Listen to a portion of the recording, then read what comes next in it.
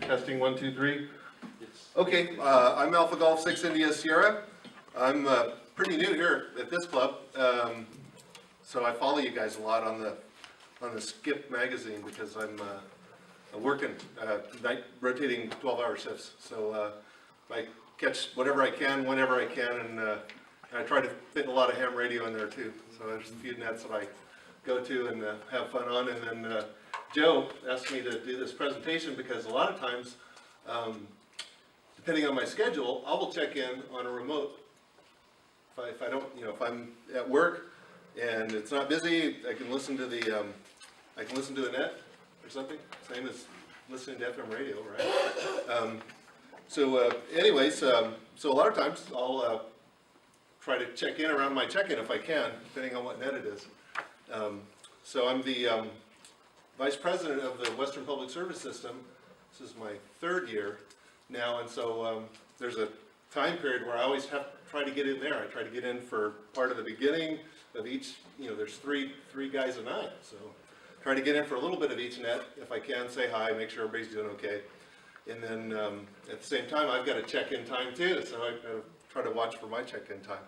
And then what's another net? San Joaquin net, there's another one that I check in. I don't know if you guys are familiar with that one. That's 3918 at 6. But anyways, so there's quite a few different nets that I check in on, or that I try to keep up with how people are doing and what's going on. And if you look at my QRZ page, you'll see I finally listed a bunch of them because I kept having guys go, now where's that one at? I was like, well, just, okay.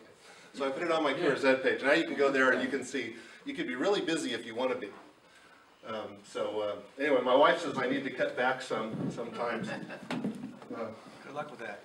All right, I made a PowerPoint presentation to try to make things a little more organized than the way I was going to do it. And then once we get through the PowerPoint presentation, I'll jump right into using the remote and playing around a little bit. And then if anybody has any questions, feel free to ask me.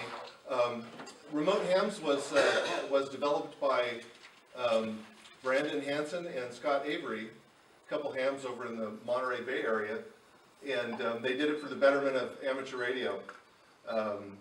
And so Scott Avery was kind of the Elmer, and Brandon Hansen is a younger guy that's really a genius. He's really talented when it comes to coding and doing all kinds of stuff.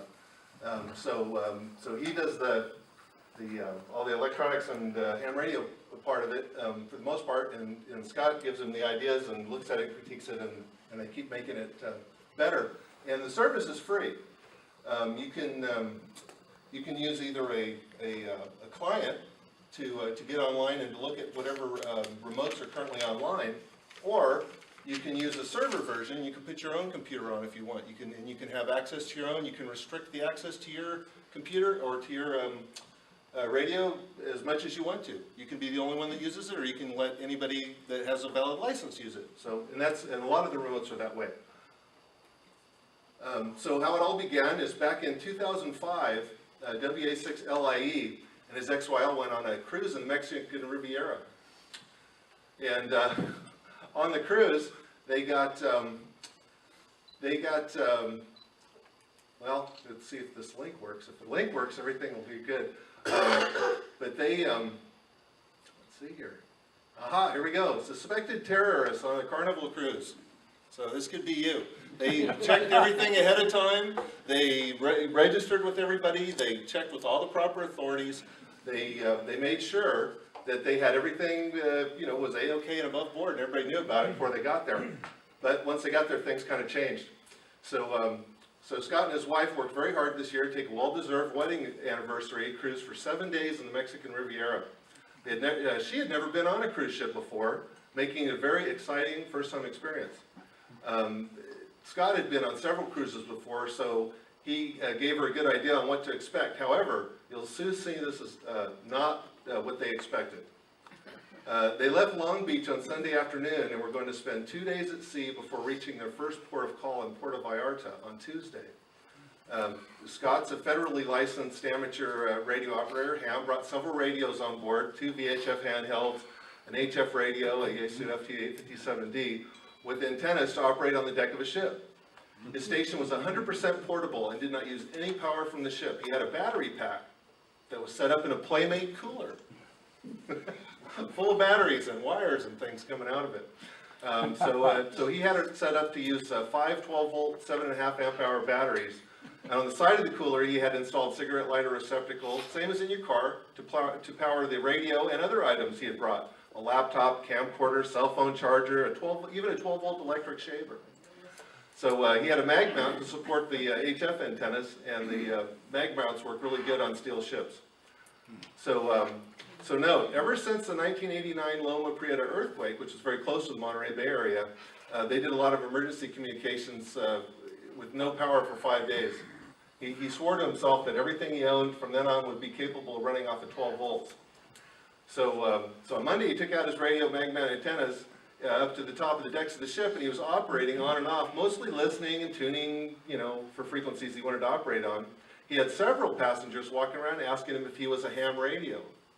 So he told them, yeah, he was a ham radio, and tried contacting his friends back home, and they were listening to all kinds of foreign ham stations on the 20-meter band. He even heard friends in Hawaii while showing off his radio to the passengers. You can see a picture of him operating on the deck.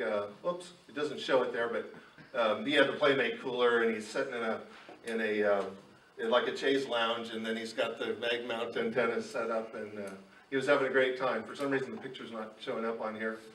So on that Monday night, his wife and him were celebrating their wedding anniversary. They had an excellent dinner, as usual, bottle of champagne, heart-shaped cake for dessert. Everything was great, until they went back to their cabin to change for some nighttime dancing, which they never did do. When they got to their stateroom, they couldn't get in with either one of their key cards, and there were 3 security officers kind of hanging out by their room, waiting for them. The assistant security chief said, "I can help you with that." And once the door was opened and he stepped inside with his wife, they were surrounded by security. They kept the door wide open and the deadbolt on so they couldn't rush them and try to lock them out. Remember, I'm on vacation and celebrating their wedding anniversary. So the assistant security chief said there was no problem, or there was a problem with something they had in their room. What caused the red light was my battery pack, which was homemade and could have looked suspicious with batteries and wires and whatever.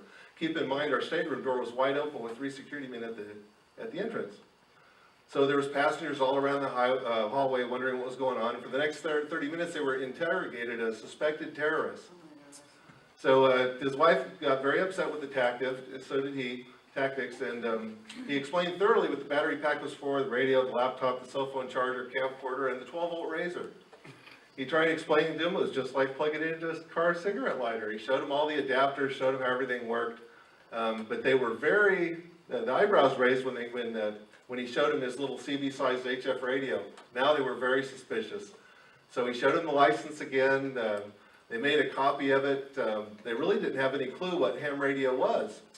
So he explained the tsunami disaster communications were all ham radio. U.S. hams are the backbone of disaster communications. And he thought it was very odd that, they thought it was very odd that he would take his hobby on a vacation cruise. So what about divers and diving gear? What about computer geeks? What about photographers that all bring their gear? What gives? They were not too much interested in the VHF handhelds. So his wife and him were both FCC licensed and were intending to use, to local communications and stuff on their amateur radio, HF especially. He noticed that many people on board were with the UHF family radio service handhelds, using them around the ship.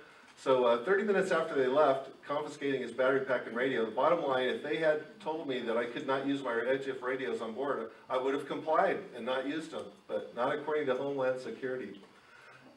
Anyway, the next day he was able to talk to the acting communications officer, who was not a ham, which didn't resolve anything. He was denied the return of his battery pack. And on Friday, the day of their normal or formal dinner, he went to the chief of security because he hadn't been able to shave. Because his electric razor was worked off the 12-volt battery pack. So anyway, he was getting very close to getting upset about it. And as you can see, they went through a lot of stuff.